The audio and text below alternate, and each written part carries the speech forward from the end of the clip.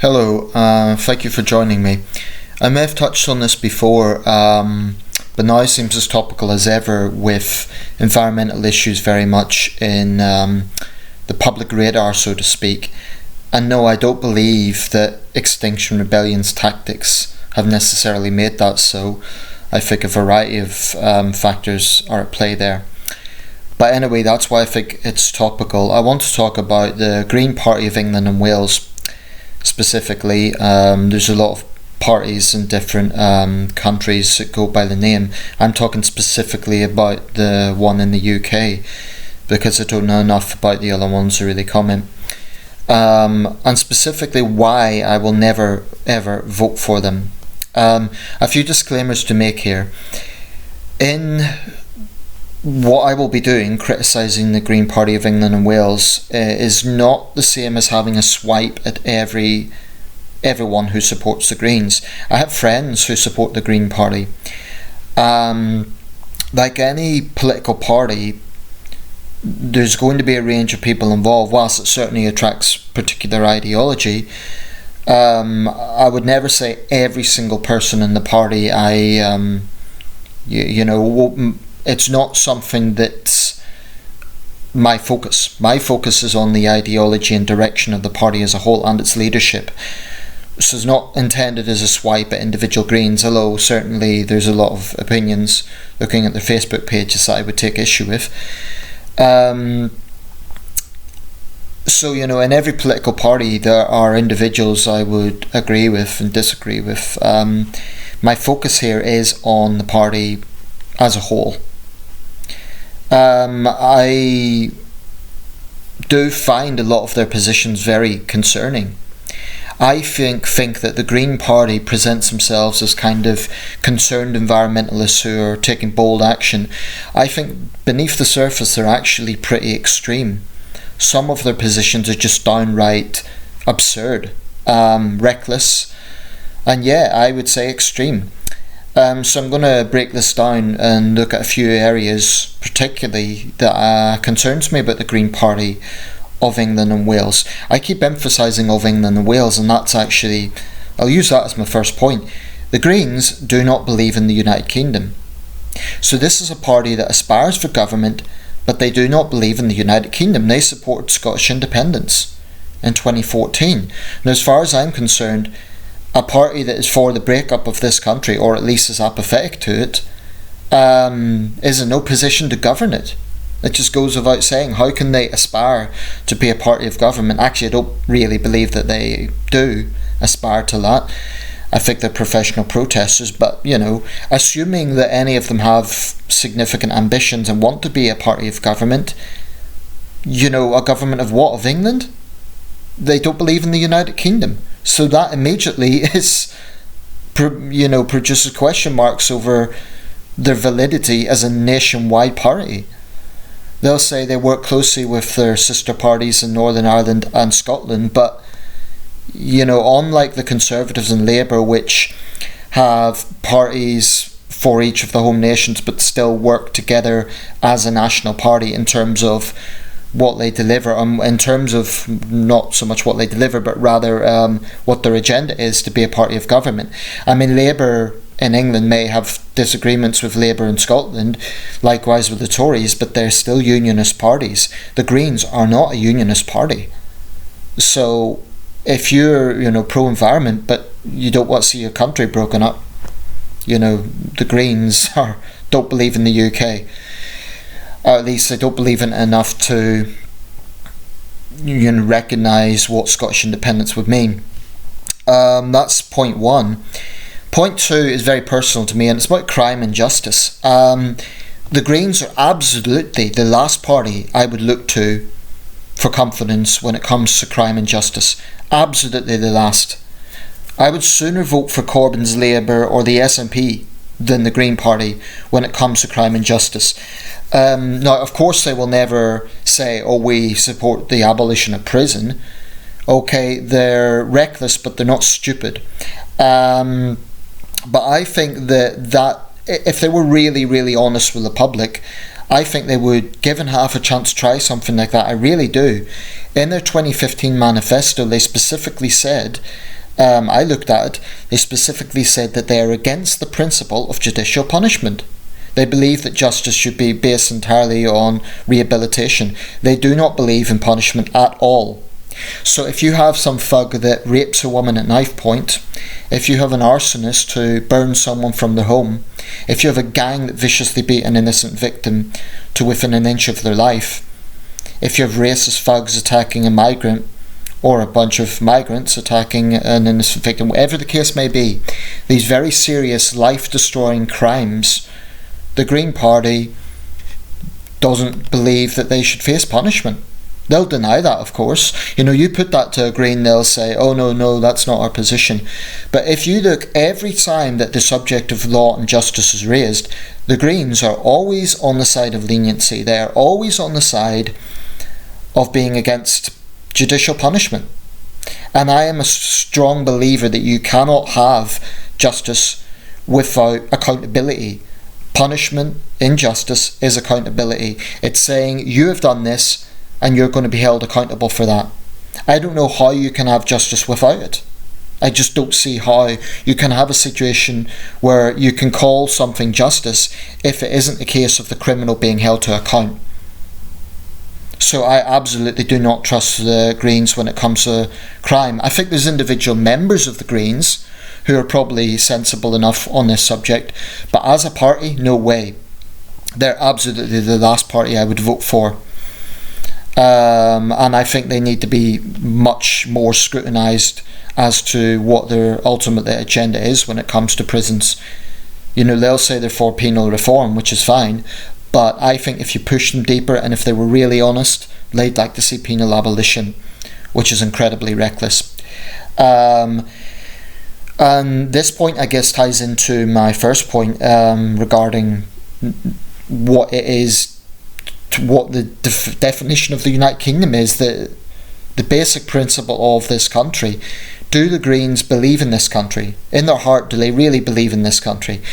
They have indicated that not that they'd abolish the armed forces, but they'd greatly reduce the armed forces at a time when we're already pretty small.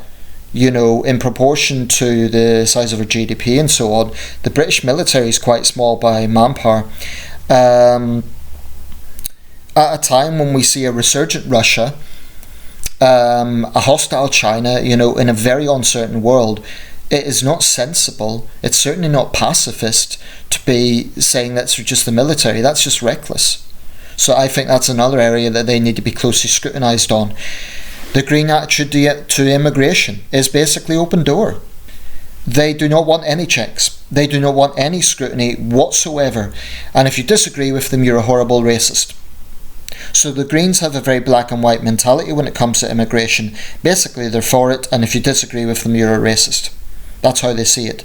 This is pretty much insane, It's one thing to have compassion. It's one thing, for example, to say, let's provide refuge to Syrian children. Let's provide refuge to victims of torture and so on, which I'm all for. But to say that there should be no checks and to have immigration controls is somehow jingoistic. Any mention of immigration controls, the Greens immediately have this knee-jerk reaction. Oh, it's far right. It's Nazi. The average Green supporter, and I'm not talking about everyone, I'm just saying that it is a common trend within the party, tends to think that control on immigration equates to far-right populism. It doesn't. It's just common sense. But try, putting that to a Green. Try putting it to them that when you get people who, for example, believe that a woman should have acid thrown in her face because she isn't a conservative Muslim, she doesn't conform to those sort of regressive values, try telling a Green that if you have no checks on immigration, that allows a situation where you get that sort of mentality without checks. It's just reckless. Their attitude to immigration. They're the only party that has actually advocated no controls. At least the SNP, the Liberal Democrats and Labour, whilst they're certainly to the left on the issue, are sensible enough not to say, oh, we don't want any controls. They will say, oh, immigration's not a bad thing, but we still believe in controls. The Greens actually boast about believing in no controls, which is absolutely insane. Ironically, of course, having no controls on immigration would mean that far-right extremists would be able to come into this country as well. They don't stop to consider that. The next point is about one of their most prominent people, Caroline Lucas. She recently advocated that there should be a women-only cabinet in order to sort out Brexit and other problems in the country. Her rationale being that women get things done. Now, there's this clear sexist insinuation here that men don't get things done.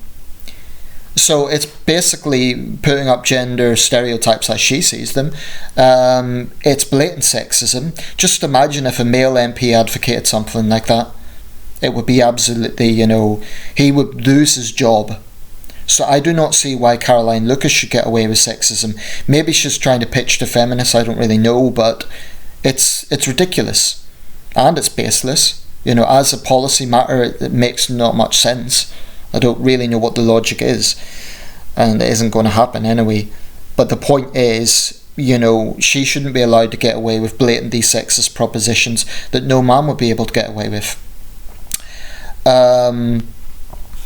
It's not the first time she's had a bad judgment call. She supported the pro-Assad Stop the War coalition. She did leave, to be fair. She did, when Assad was showing his true colours, she did resign, but it was a bad judgment call in the first place as far as I'm concerned.